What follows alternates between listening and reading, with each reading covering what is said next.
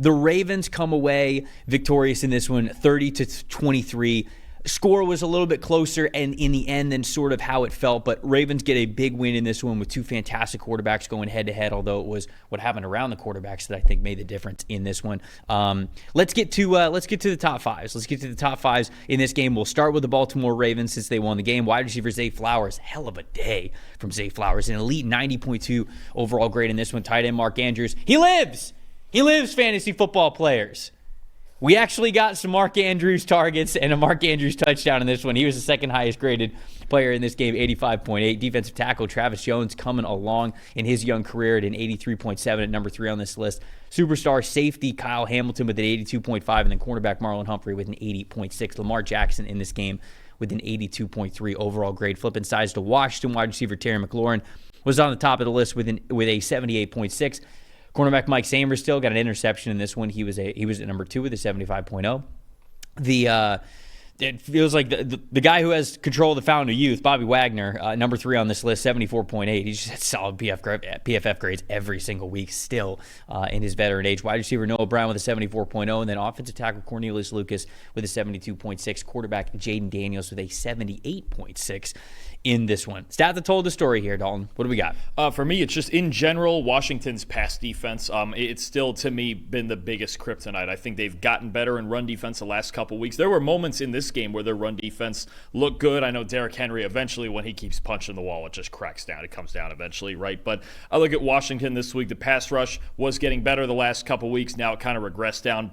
53.3 team pass rush grade in this game. Dorrance Armstrong, who'd been arguably their best pass rusher, got hurt in the second quarter. Only 3 pressures all day that got to Lamar Jackson in 2.5 seconds or less. It just was not, they weren't getting there. And then on the back end, 41.3 coverage grade. Mike Sainris still had the interception early. He was the only player above a 60 coverage grade for Washington. That's really the biggest problem to me. 10 explosive pass plays allowed is they just still, even in their wins, have not been covering well, and it's a part where Dan Quinn, I don't know if it's the right mix of guys or the right mix of scheme or both, or they just have to get a better pass rush to succeed on the back end, but you're seeing Washington, they're going to be in a lot of high-scoring games like this. We've seen it for 6 weeks now. The only game where I think they played really, really good defense was the Cardinals game, and even that, they were better in the trenches than they were on the back end. I just think you're seeing it's the weaknesses, right? If you think they're going to make the playoffs, if you think they're going to win the NFC East, that's cool. If you think Jaden Daniels might be in the MVP race, cool. But they have to make stops at some point, right? I think that's really what this game came down to, because obviously you see it from the grading. Jaden Daniels, I thought, played very well in this game, considering the pressure. He's on the road. They're against one of the best teams in football. He was really good.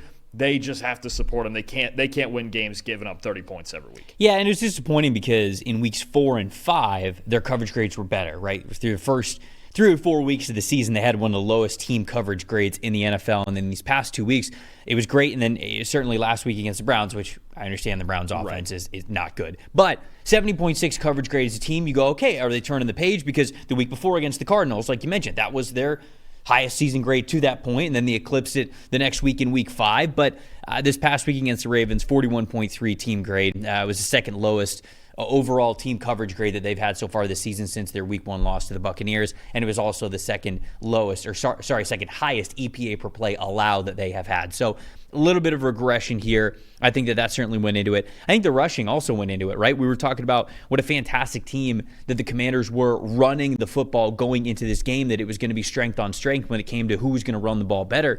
You know, when you look at weeks 1 through 5 going into this week for the Commanders, 79.1 rushing grade, 5.3 yards per carry average, 178.4 yards per game total on the ground. And so this was their bread and butter. This is what they wanted to do. And unfortunately, the Ravens were ready for it.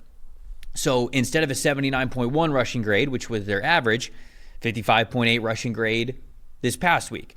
I said 2.3 yards per carry average going into this one, 2.8 against the Ravens, 52 total yards rushing as opposed to 178.4 as their average going into this one. So simply put, I think the Ravens were just the better team, right? The Ravens were just the better team, and obviously the Commanders are a great story. I think they're trending in the right direction. I think they are ahead of the curve more so than people believed they would be at this point in time of the season, with a lot of new players on that roster, with a rookie quarterback and a new head coach. But they just ran into a team that's more seasoned, was ready for it, more experienced, and so I think that's why it was close in the end. But the Ravens were able to take away what the Commanders wanted to do, and I don't think the Commanders quite have the pieces to change their strength. Right? Sometimes you look at teams and you go, okay, this is what we do well, because I think that's not a difficult part for teams going into the season. When you are an NFL franchise, no matter what roster you look at, you can look at your team and say,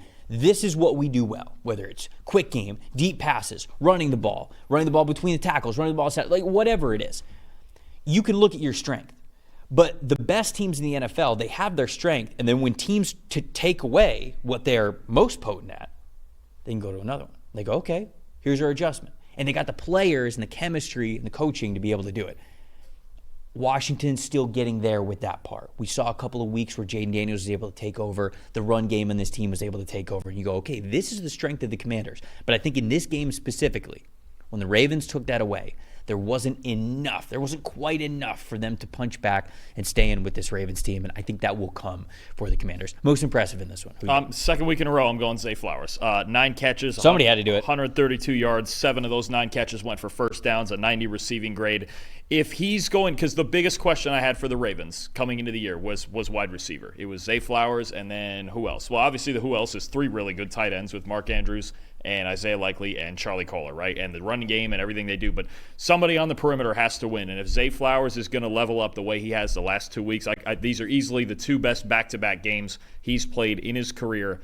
Flowers is a guy who's, I think you're seeing him to separate downfield more. The screen early in the game, I think, really made a statement when he took that for 50-some yards. I think this is the guy. If they're going to use him like this is now when you start to convince yourself that Baltimore can win the AFC this year and they can beat the Chiefs, because he showed it in the playoff game against the Chiefs last season. I think he had 115 yards in that game. He can be the best player on the field. He can separate downfield. He can separate after the catch. He can make people miss. He can do all those things. They just have to use him accordingly. I think the more this target share for Zay Flowers leans in his direction, the better that they're going to be, because now they have a perimeter threat. They obviously have the 2 backfield threats. You've got 3 threats more, but Flowers, regardless, needs to be the number 1 guy like he's been. Make sure that I went back to this when we talked about the run struggles with Washington. No Brian Robinson in this game. I do think that was definitely a factor.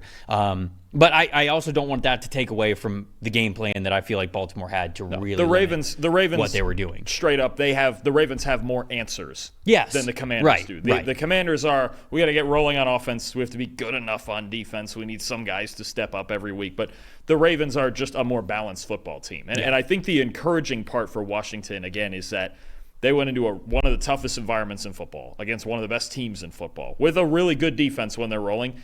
And Jaden Daniels was still really good, and he was still their best player on the field. So I don't think they should be discouraged at all, really, with the way that they played in this game. They just have a super young defense that's, again, trying to build from being the team that gave up the most points in the NFL last season. Yeah, my most impressive, I want to talk about Mark Andrews in this one because he deserves it, right? I think that a lot of fantasy football owners drafting Mark Andrews pretty early in their fantasy drafts for the tight end position. And look, it has not been the strongest start to him for his career, but I do want to say this. You look at the last 2 weeks, they're pretty solid by him. So I feel like this was just fantasy football people freaking out a little bit too much. Well, no tight ends are putting up numbers in fantasy this year. Nobody. Defenses are, a little chess game. I finally got a big day out of Laporta yesterday. Nice. Yeah. I did too on my bench. See that? Oh, did you? Yeah. No. Yeah, he's a must start. What are you doing? I have Trey McBride. How do you have 2 must start? Did you draft them both early? Yeah, you're a sicko. Yeah, 2 tight ends. You're a 2 tight end guy. 2 tight end strat. Okay. Yeah, we're running 12 personnel. Oh, I took the lineup doesn't let me do it, but in my head we're running 12 personnel. I took Laporta and ran with it. I'm taking a stand. Oh, okay. I'm making sure that we can get to heavy personnel in fantasy football. Oh, okay. Are you in a 2 tight end league? No. Is that a thing? No. Well, no, I'm not. We're getting on a tangent here, but no, I'm not in a 2 tight end league for that one specifically. But I am in a league where you get to play an offensive player as well as a flex. So sometimes you're just you can a 2 draft, tight end guy, right? Okay, right. That takes a real. I think that when teams have good tight ends, they feed them a lot in the NFL. That's the difference. Sometimes, okay, am I going to pick wide receiver 2, or am I going to pick like a tight end 1 of another team? I'm going to take the tight end 1. That's one way to do it. That's my strategy, and I'm 1-4 because of it. Look, I think that Mark Andrews had a really good performance yesterday. 4 targets, 3 catches, 66 receiving yards, and a touchdown. 81.8 receiving grade. Now, what we see at the bottom of the screen here, this is sort of what I'm talking about here. He's still got a 21.7 threat percentage in each of the last 2 games, which, if you're new here, threat percentage, how often are you targeted per routes that you are running? And 21.7, that's not that far away from his career average, which is normally somewhere right around 25%. So I think a lot of people are freaking out about Mark Andrews and everything, but certainly over the last 2 weeks, they're going to get this guy involved. It's just a matter of they also have Charlie Kolar. They also have Isaiah Likely. They're going to get those guys in the mix. So Mark Andrews is still going to be there. Is he going to be a lion's share tight end like he has been in the past? No, but this is still going to be a great player for them, especially down the stretch.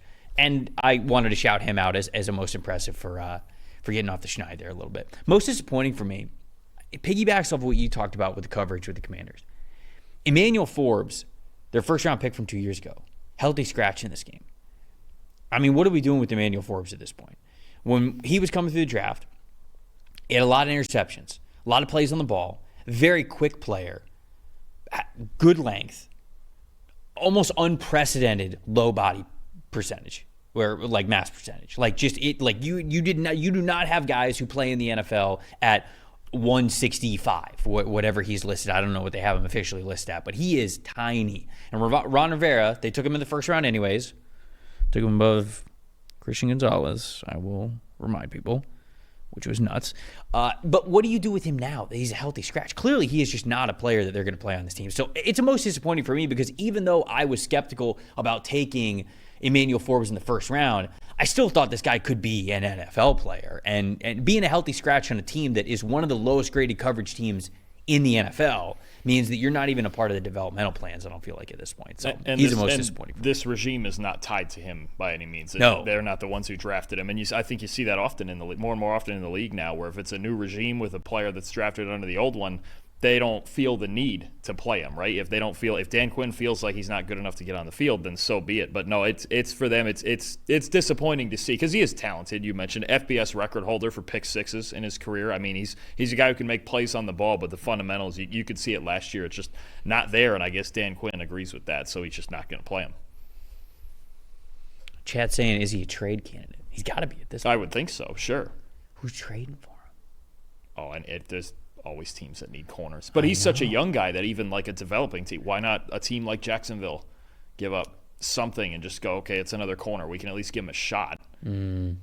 Still a rookie deal, still incredibly I wonder young. if they just still have PTSD from C.J. Henderson, or just whoever. It doesn't matter. I mean, any team can use depth at corner. I mean, there's never enough cornerbacks in the NFL. Chat, help us out.